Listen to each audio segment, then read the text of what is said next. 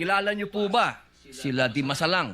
I'm sorry po sa aking history teacher. Ayan, opo. Hindi ko na po maalala. Ito po ang pinakamagandang panahon para maipaalala po sa inyo na ang ating mga bayani ay gumamit ng mga alias. Di Masalang, Siling Labuyo, Tikbalang, Tagailog, May Pag-asa, Buwan, Magdalo, Leon Kilat, Vibora, Lakambini, Paralitiko, Dimas, Alipato, Liwanag, Balite, at marami pa pong iba. Ano po ang kahalagahan dito, palagay po ninyo? Ang alias po, anong kahalagahan? Well, first, sir, first, Your Honor, I cannot comment because I'm not sure of the circumstances surrounding their use of alias. Under the anti-alias law, sir, inaalaw naman po yung paggamit ng alias provided kailangan po nakabanggit din, nakadisclose kung ano yung real name.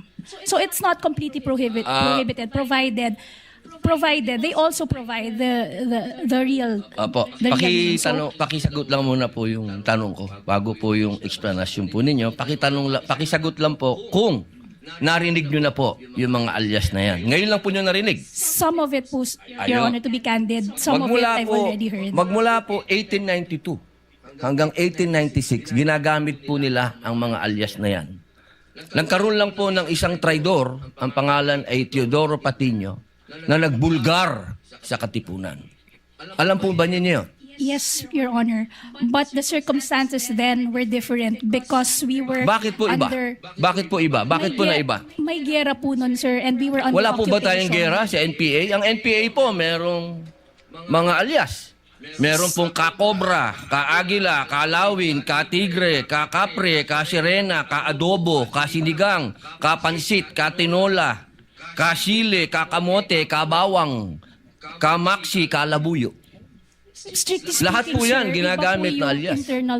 internal armed conflict, iba naman din po yung war. Bakit po na iba? Pareho po itong clear and present danger sa atin. Tama po.